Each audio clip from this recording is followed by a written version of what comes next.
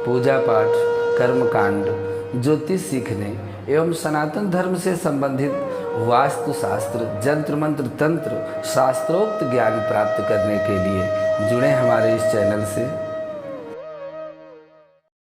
नमस्कार मित्रों, आज आपके लिए बहुत ही प्रभावशाली एक ऐसी ज्योतिषी गणना लेकर के आए हैं कि प्रायः आपको कुंडली दिखाने के लिए किसी पंडित जी से संपर्क करना पड़ता है, ढूंढना पड़ता है। इसके बाद भी वो जो कहें वो सुनना पड़ता है। आपको भी इसके लिए कुछ ज्ञानी होना, कुछ जानकार होना अत्यंत आवश्यक है। मित्रों, यदि आपको किसी भी क्षेत्र में थोड़ी बहुत जानकारी नहीं है तो डॉक्टर भी डुप्लीकेट दवाई आपको दे देता है। आप खाते रहते हैं, वर्षों बाद पता चलता है कि ये दवा तो किसी मर्ज की है ही नहीं। सावधानी ही बचाव है। आप सावधान हो जाइए। अभी भी यदि अपने जीवन के प्रति लापरवाह हैं तो जहाँ भी जाएंगे, चाहे ज्योतिषी के पास जाएं, चाहे डॉक्टर के पास जाएं और चाहे व्यापारी के पास जाएं, वो भी आपको कहीं न कहीं ठग सकता है। मित्रों, सावधानी की आवश्यकता है। आज आपके लिए एक सुंदर सलाह, विंशोत्तरी महादशाएं कैसे फल देती हैं। अब इस चीज़ को आप सुनेंगे तो सिर के ऊपर से निकलेगी, शायद ना समझ में आवे।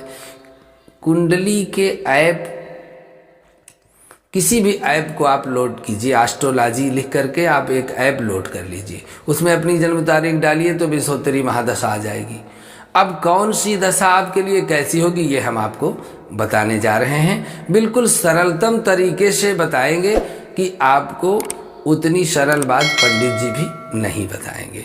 एक अदृश्य शक्ति है जो सब कुछ करवा रही है। ये बात तो आप देख ही रहे हैं कि परमात्मा की एक अदृश्य शक्ति है। नहीं तो पता नहीं था कोरोना में सब साफ हो जाएंगे, डर लग रहा था।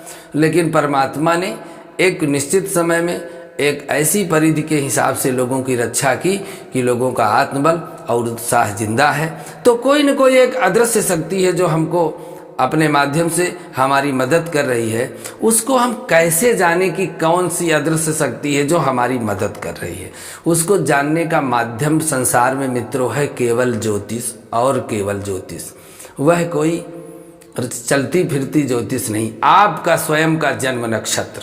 और जिस जन्म नक्षत्र में आप पैदा हुए हैं, ज्यों ही आप उस पंचांग में डालेंगे तो तुरंत विंशोत्तरी महादशा आ जाएगी कि कौन सा ग्रह। ज्योतिष के माध्यम से यह जाना जा सकता है। जन्म कुंडली में सबसे महत्वपूर्ण स्थान होता है त्रिकोण।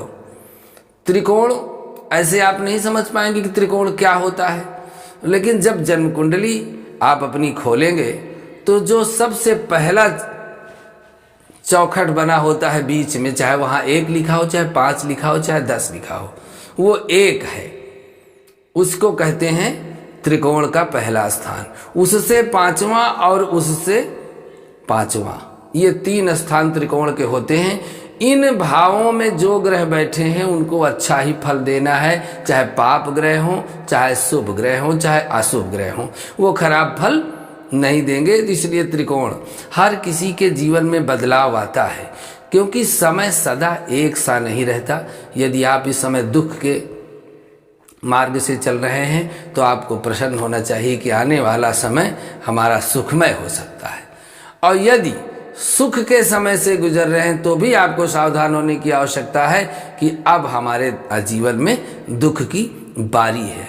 तो किसी भी बदलाव में विंशोत्तरी महादशा को हम देखते हैं और यह बदलाव अच्छा या बुरा कैसा भी हमारे जीवन में आता है, उसके जानने का जो सबसे अच्छा तरीका है, जो सबसे प्राचीन तरीका है, वो है विंशोत्तरी महादशा। कैसी रहेगी आपके जीवन में आने वाली दशा, इसके लिए हम विस्तार से आपको बताने का प्रयास करते हैं। आपकी कुंडली चाहे कैसे भी हो, परंतु हर महादशा अंतरदशा की आप अपना एक प्रभाव होता है, या कहें तो उस महादशा का एक स्वभाव होता है। गुरुजी कितना भी नाराज होकर हमारे राशि में, हमारे घर में आते हैं तो हमको श्राप नहीं देते, डांटेंगे, हमको कहेंगे सवेरे जल्दी नहाना चाहिए, इस तरह से पूजा करो, लेकिन कोई उनके आने से मित्रों नुकसान नहीं होता। इसी तरह से सभी ग्रह हैं, सूर्य, चंद्र, मंगल, तो उनके आने का एक निश्चित स्वभाव है, उस स्वभाव के अंतर्गत वह अपना प्रभाव हमारे जीवन में जरूर देते हैं। आइए विस्तार से जानते हैं। सबसे पहली महादशा होती है सूर्य की। सूर्य की महादशा जब भी मनुष्य के जीवन में आएगी तो अधिकतर लोगों के जीवन में किसी नए कारोबार का आरंभ होता है, अधिकार बढ़ता है, प्रमोशन मिलता है, प्रतिष्ठा मिलती है, सम्मान के साथ साथ बड़ी बड़ी जिम्मेदारियां सूर्य की महादशा में ही मनुष्य को प्राप्त होती हैं। संक्षेप में कहा जाए तो इस समय में जातक कर्मठ बनता है। यह सूर्य की महादशा 6 वर्ष की होती है। और जब विंशोत्तरी में खोलेंगे तो सूर्य की महादशा आ जाएगी और 6 वर्ष के अंतराल में कितने महीने आपके शुभ जाएंगे, कितने अशुभ जाएंगे, ये भी उसमें विस्तार से आपको मिल जाएगा। इसके बाद आती है चंद्रमा की महादशा। चंद्रमा की महादशा 10 वर्ष की होती है मित्रों, और चंद्रमा की दशा आते ही मनुष्य के जीवन में वंश की वृद्धि होती है। बेजान पड़ी जिंदगी गति पकड़ लेती है, जीवन तेज रफ्तार से चलने लगता है, समय का पता ही नहीं चलता कितनी जल्दी हम आगे बढ़ गए। यह 10 वर्ष के जीवन में सबसे अधिक व्यस्त रहने वाला समय होता है। और यदि चंद्रमा अनुकूल राशियों में हो, बलवान हो, तो और कुछ ज़्यादा भी हो सकता है। इसके बाद मित्रों आने वाली महादशा है मंगल की, और मंगल की महादशा 7 वर्ष की होती है। इस महादशा के आते ही मनुष्य के जीवन में लड़ाई झगड़ा, कचहरी, कोर्ट और ये मुसीबतें आना शुरू हो जाती हैं। नए संबंध बनते हैं, पुराने संबंध टूट जाते हैं, रिश्तेदारों का मिलना और बिछड़ना बना रहता है। यह मंगल की महादशा का विशेष रूप से योगदान होता है। इसके बाद मित्रों बुध की महादशा आती है। यह बुध की महादशा जातक का संपर्क क्षेत्र बढ़ा देती है। 17 वर्ष तक बुध अपनी महादशा में रहते हैं। व्यक्ति का सामाजिक जीवन निरंतर बढ़ता है, समाज में नित्य नए रोज संबंध मिलते हैं, जीवन का विस्तार होता है, गलतियों से सबक सीखने को मिलता है और यही सबक आगे चलकर जीवन का आधार बनता है। एक भोला भाला सीधा साधा जातक इसी दशा में चालाक बन जाता है। बुद्धि की काया पलट समय से यहीं से शुरू हो जाती है। कहते हैं कि पहले तो हम बिल्कुल नहीं जानते थे, लेकिन अब हमको बहुत समझ आ गई है। ये बुध की देन है मित्रों। तो ये 17 वर्ष तक बुध की महादशा रहती है। और इसके पश्चात में यदि बुध की महादशा के बाद ये 17 वर्ष की दशा रहती है। इसके पश्चात में हम गुरु की महादशा के विषय में आपको बताने का प्रयास करते हैं। गुरु की महादशा में जातक 16 वर्ष तक आनंदित रहता है। ये भी दशा बहुत दिव्य होती है। कष्ट या सुख दुख तो जीवन शरीर के अंग हैं, लेकिन गुरु की महादशा में जातक का ज्ञान इंद्रियों की परीक्षा होती है। इस समय समझदार और भी समझदार बनता है। जैसे बुध की महादशा में बुद्धिमान अपने को समझता है कि पहले हमारी बुद्धि नहीं थी, अब बुध की महादशा में बुद्धि आई।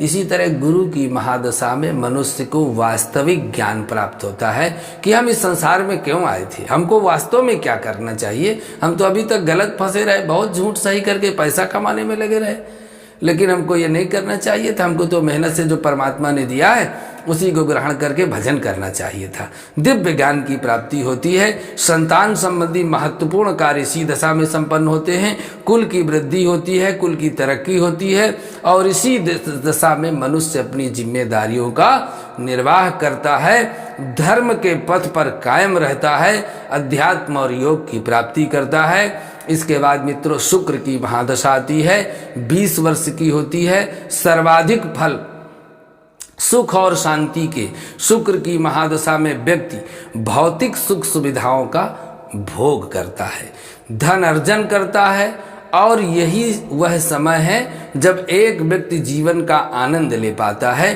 कि मानव जीवन क्यों प्राप्त हुआ है, उसका आनंद क्या है, वह शुक्र की महादशा में प्राप्त होता है। जीवन का बाकी समय तो जिम्मेदारियों में, देनदारियों में निकल जाता है। शुक्र की महादशा में इस समय में जातक अपना जीवन आनंद से बिताता है। इस दशा को देखकर कोई भी कह सकता है कि मानव जीवन कितना खूबसूरत है, सुंदर खाने को मिले और सुंदर भोगों का जो आनंद है, देवलोक में भी ऐसा आनंद नहीं है। इसीलिए देवता लोग भी यहाँ के सुख और आनंद को जब देखते हैं तो लालायित होकर कुछ दिन धरती में आने की कामना करते हैं मित्रों।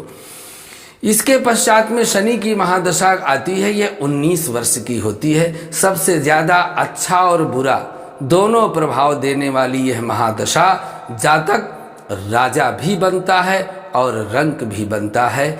यह आपको इसी जीवन में देखने को मिलता है। शनि की महादशा में मनुष्य को पता चलता है कि इस जीवन को मृत्युलोक और दुखों का घर क्यों कहा जाता है। इसीलिए इसका नाम मृत्युलोक रखा गया है। ये शनि की महादशा में पता चलता है। इस दशा में अनेक बार जातक मृत्यु को एकदम सामने से देखता है मित्रों।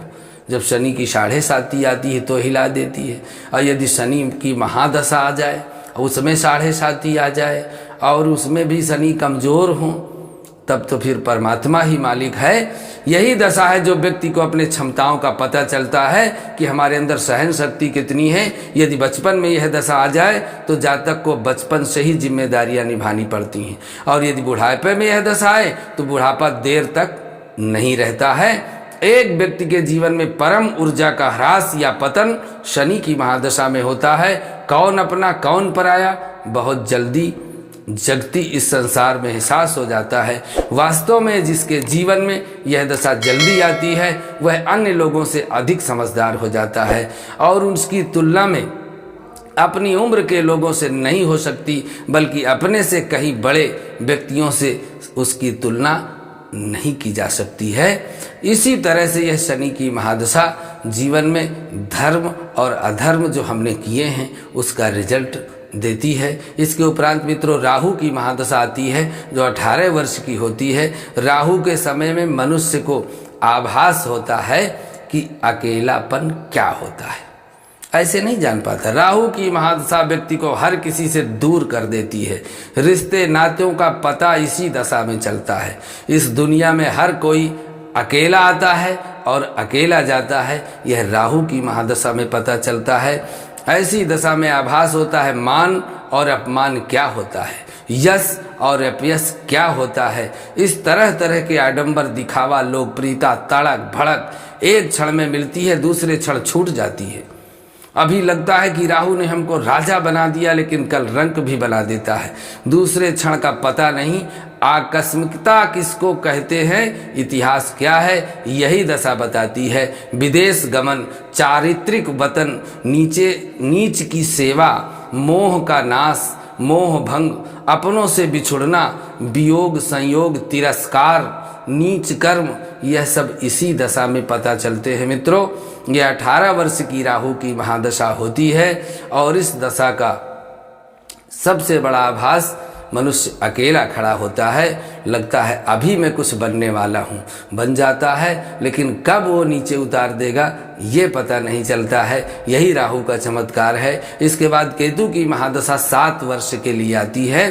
केतु की महादशा वह सब होता है जो व्यक्ति के सामर्थ्य के बाहर था, जो पूरे जीवन में वह नहीं कर पाया कि मेरे समर्थ से बाहर है, वह काम केतु महाराज करते हैं। और केतु की महादशा में यदि बीमार हो जाए तो इसका इलाज केतु ही करता है, अपना ही इलाज करता है। डॉक्टर नहीं इस दशा में पता कर पाता कि क्या रोग है। अपने कभी चमत्कार देखे होंगे, यदि नहीं देखे हों तो केतु की दशा में अवश्य देखने को मिलेगा। एक व्यक्ति का आध्यात्मिक उत्थान इसी दशा में आरंभ होता है, और एक बार यह दशा जीवन में आ जाए तो इसका प्रभाव पूरे जीवन काल तक रहता है, क्योंकि आत्मा शरीर में तब तक रहती है जब तक जीवन है, और केतु का संबंध इस आत्मा और परमात्मा से है। इसी समय में जातक को ऐसे कार्य करते हुए देखा जाता है जिसकी पहले कभी कल्पना नहीं की जा सकती थी। केतु की दशा में आपका शरीर आपका नहीं रहता, बल्कि आपका जीवन ही दूसरों के द्वारा संचालित होता है। केतु की दशा में एक मनुष्य को पता चलता है कि बेबसी किसे कहते हैं। भाग्य अपने स्थान पर महत्वपूर्ण है, यह तो माना जा सकता है, परंतु भाग्य के भरोसे बैठकर व्यक्ति कर्म ही ना करे, यह उचित नहीं कहा जा सकता है। केवल जीवन के लिए अति आवश्यक नहीं बल्कि मनुष्य का स्वभाव भी है। कर्म और भाग्य को जोड़कर जीवन बनता है। जीवन के लिए कर्म आवश्यक है, बिना कर्म के जीवन निरर्थक है। इसलिए मित्रों, यह हमने आपको विंशोत्तरी महादशा का सूक्ष्म में सरलतम फल बताया है। परंतु ये ध्यान रखने की बात है कि जो ग्रह हमारी कुंडली में अपनी दशा में त्रिकोण में केंद्र में मित्रवत हैं, शुभ हैं, उच्च के हैं, स्वग्रही हैं, वो हमको और अच्छा फल दे सकते हैं। जो कमज़ोर हैं, शत्रु ग्रह में हैं, नीचस्थ हैं, 6वें 8वें 12वें में हैं, वो थोड़ा उसमें कष्ट प्रदान कर सकते हैं। फल वही मिलेगा, बढ़कर भी और घटकर के लिए। आज के लिए इतना ही। अगले भाग में आपके लिए पुनः योगिनी महादशा का फल लेकर के आपके सामने उपस्थित होंगे। आज के लिए इतना ही। नमस्कार।